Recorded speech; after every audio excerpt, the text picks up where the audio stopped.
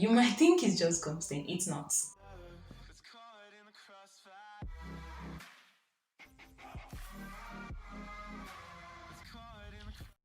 I came back from CDS, Community Development Service, under the NYC scheme, and guess what? I met lights.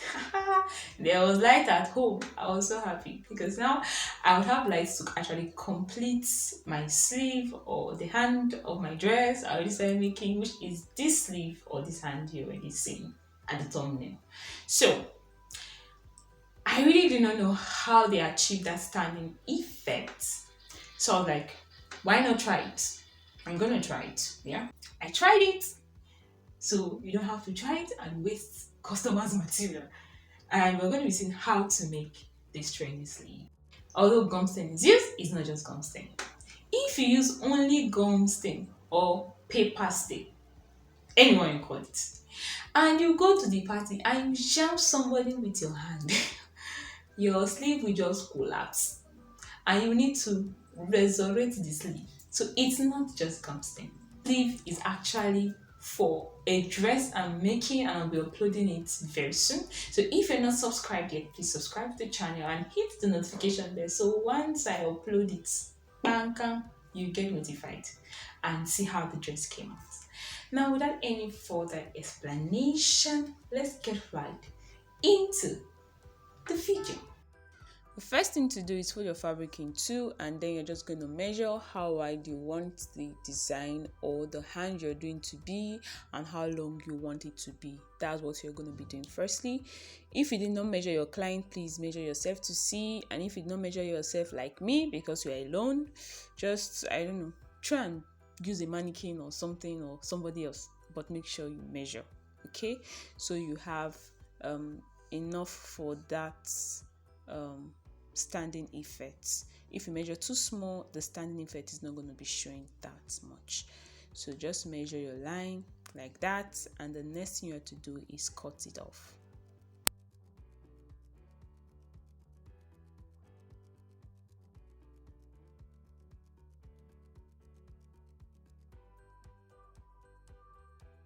So this is the remaining of the material. I'm just going to also use it to cut it off because I'm also going to be making use of it.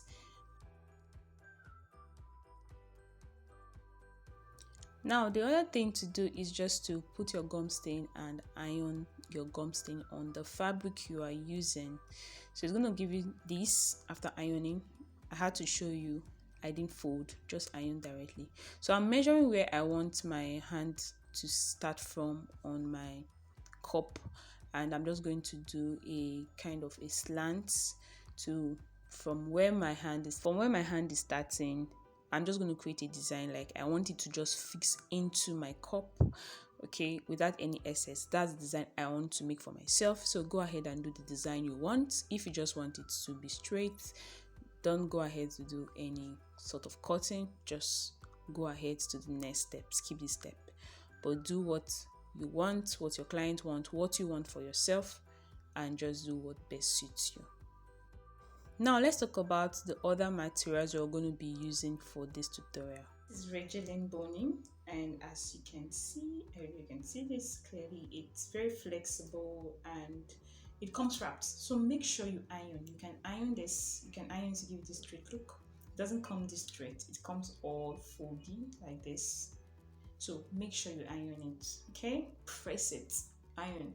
The next thing to do is to put your fabric on a plain surface and mark the middle of your fabric because that's where you're going to be sewing in your boning. So actually I had a mark, although it's not really visible on the camera now. There's already a mark on the middle because it's gum stain, and when you fold gum stain into an iron, you see the midpoint. So I'm just using that pen to make sure that you see it, and I wanted to start my sewing from there because I felt my hand would be too long. Okay, so that is the middle. Make sure you mark it because when you are sewing, you cannot be going in and marking and coming out. Now the Rigilene boning, you can actually sew on it. As you can see, it's flexible and there is a tiny portion you can sew on at the edge of the boning. That's what we're going to be sewing in on our machine. So this is how you do it. Just put the boning on your fabric at the edge, make sure you do your back stitch, and then you start sewing. It is that simple. Seriously, even my machine could sew it. That means I think any machine can actually sew this. It's not hard. It did not spoil my needle. It did not give my machine any issues. It just went smoothly. Make sure you do it gently so you can kind of have a neat finishing. After sewing one side, I'm just going to turn like that, give like 2 stitches to the other side, and then I'm going to sew the other side down. So make sure you do the same thing, sew the both side, not one side, just sew the both side down as you're seeing me do right now.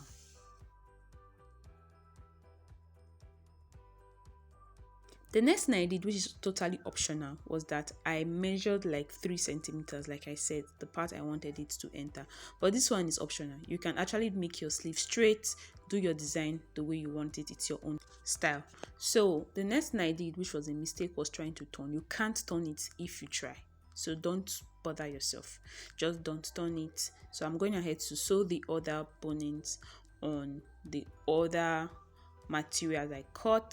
So I wanted to create a design, and I just took part of the material with the gum stain and just cut like a triangle out of it. So if you're going to be using the other plastic boning, make sure that you create a boning casing, because you can't sew directly on it with your machine. Okay, create a boning casing on the fabric, not with an external boning casing. Okay, just create a straight line on the fabric so that you can fix the boning into it. There were a lot of ironing for me in this project. I went ahead again to start ironing after sewing my boning on the materials. Make sure you press it and press so that the gum stain at the edges can actually fuse to your material. Don't skip this step. Make sure you press.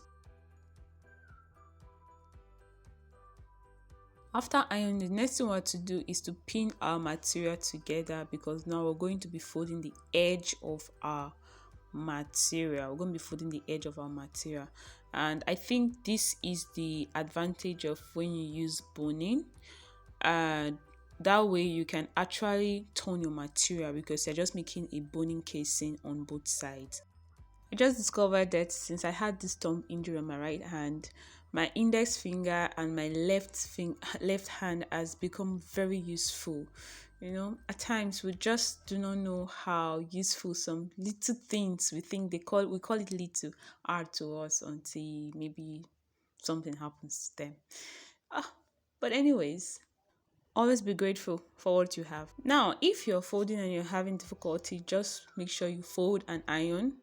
Okay, but I'm just going to be using my hands to do the folding, and I'm going to be stitching it down or through. Take your time, make sure that the front and the back is aligned together, and just put on your machine like that, and you're going to be stitching it down as close to the edge as possible.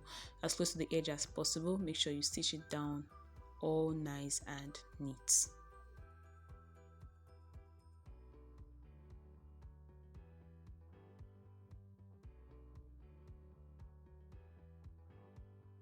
This is the product. Isn't it looking beautiful? So this is what we have after stitching. So let's go to the others. We're practically doing the same thing, putting the boning at the middle the middle of the fabric, and we're stitching one end down firstly, and then you stitch the other end. The same thing as the first. That's what we are doing for all the bonings. And you can do multiple layers, not just one. You can actually do 2, 3, 4, thereabouts. Now this is the outcome. Let's go ahead and hear the review and how you fix it and others. I believe you had value for your time. So these were the results of what we got. This is the straight one we did. This is the back. Okay, can you see it? This is the back. That's our boning there, and this is the front of our sleeve. So you see it's kind of firm on top, okay, giving that effect, And like I said, if you have enough, please make sure you do like 2 or 3, okay, to really give it that very nice effect. But one was still okay. Let's try. Let's see it. Okay, a minute. I got it. So if this is to be attached to a sleeve, it's gonna be looking like this. Okay, gonna be looking like this, all nice and fine. Okay, so with that structure on top, so that even if you hit someone and someone hits you, it's still gonna be in place, okay, and not just all like this flabby. And okay, let's try it. Here's gum stain. Okay, let's try it. Just gum stain. Can you see it? Can you see the difference? It's clear already, right? That's different. So that's why I say don't use just of gum stain. So putting the Rigilene boning on it actually helps with that effect, giving that stiffness. Okay. So this is the first one we tried, the front, the back, and this is the other one. Okay, there are actually 3. The last one I've actually fixed one part in that dress I'm making. Make sure you turn on your notifications so you get notified when I post that dress. Okay, so you see the final outcome. I don't know what I'm doing with this yet, but inspiration is going to come to know where to fix it.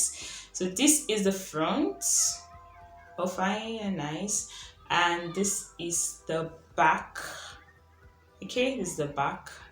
Can see the line there. It's not really that sure, but now this also is the front. So even if you're going to be using it as a sleeve, it's going to be looking like this. Okay, when you fix it, and it's going to be this firm on your fabric. Now the next thing I know I'm thinking of trying out is this polyester stay. I know it has stiff gum or stiff stay, so I'll put pictures on my hair or hair. Yes, so I'm going to be trying that out, and I learned for my customer is going to be having it in Jigawa State by next week, so probably I'll try it out and see if it's going to give us the same effect and without us using boning. Now, what is my final take on this tutorial? First thing first, don't use just gum stain. In my opinion, it's not going to really give you that effect, that stain effect. And secondly, you can actually use any of the bonings to actually achieve this stay effect. So when you bend or you put across, it actually stays in position, either the Rigilene boning or you use the normal plastic boning that we know. Then also I'm going to be trying out that polyester stay. I don't know if that's a good idea. If you think I should try it out, make sure you comment down below and tell me, please try it out, okay? And I'll do that next time. Stay safe, have fun, keep making progress.